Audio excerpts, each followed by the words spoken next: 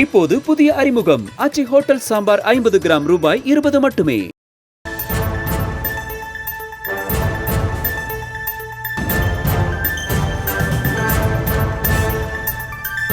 அண்மை செய்தியாக பார்த்து வருகிறோம்.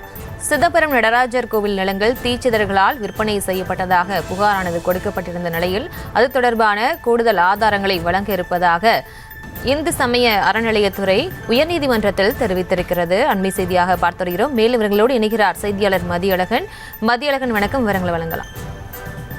சிதம்பரம் நடராஜர் கோயில் வருவாய் கணக்கை தாக்கல் செய்யக்கோரி இந்து சமய அறநிலையத்துறை ஆணையர் தரப்பில் தாக்கல் செய்யப்பட்ட வழக்கு நீதிபதிகள் ஆர் சுரேஷ்குமார், எஸ் சவுந்தர் அமர்வில் மீண்டும் விசாரணைக்கு வந்தது. அப்பொழுது நடராஜர் கோயிலுக்கு சொந்தமான நிலங்களை பொது தீட்சிதர்கள் விற்பனை செய்ததாக அறநிலையத்துறை தரப்பில் தெரிவிக்கப்பட்ட குற்றச்சாட்டுகளை மறுத்து பொது தீட்சிதர்கள் தரப்பில் ஆட்சேப மனு தாக்கல் செய்யப்பட்டது. பொது தீட்சிதர்கள் தரப்பில் ஆஜரான வழக்கறிஞர் கோயில் நிலங்கள் விற்பனை செய்யப்பட்டது குறித்து சம்பந்தப்பட்ட தீட்சிதர்களின் வாரிசுகளிடம் விசாரித்த பொழுது அந்த சொத்துக்கள் குறிப்பிட்ட அந்த தீட்சிதர்கள் சொந்தமாக சம்பாதித்தது என்று தெரிவிக்கப்பட்டது.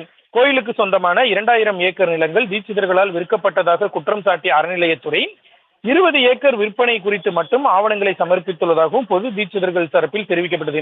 இந்த வாதங்களை மறுத்த அறநிலையத்துறை தரப்பு வழக்கறிஞர் சுவாதீன உரிமை பெற்றவர் எழுதிய உயிரின் அடிப்படையில் குறிப்பிட்ட தீட்சிதர் நிலத்தை விற்பனை செய்துள்ளதாகவும் நிலத்தின் பட்டா இன்னும் கோயிலின் பெயரிலேயே இருப்பதாகவும் விளக்கம் அளித்தார். மேலும் நடராஜர் கோயிலுக்கு சொந்தமான நிலங்கள் சட்டவிரோதமாக 3ஆம் நபர்களுக்கு பொது தீட்சிதர்கள் விற்பனை செய்தது தொடர்பாக கூடுதல் ஆதாரங்களை தாக்கல் செய்ய இருப்பதாகவும் அறநிலையத்துறை சார்பில் தெரிவிக்கப்பட்டது. இருதரப்பு வாதங்களையும் கேட்ட நீதிபதிகள் கூடுதல் ஆதாரங்களை அறநிலையத்துறை தாக்கல் செய்யலாம் என அனுமதி அளித்தனர்.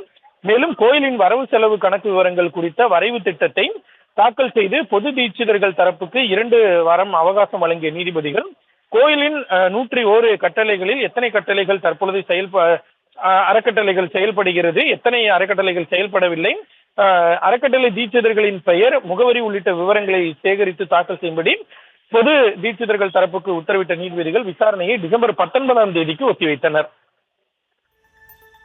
விவரங்களுக்கு நன்றி மதியழகன். இப்போது புதிய அறிமுகம் ஆச்சி ஹோட்டல் சாம்பார் 50 கிராம் ரூபாய் 20 மட்டுமே.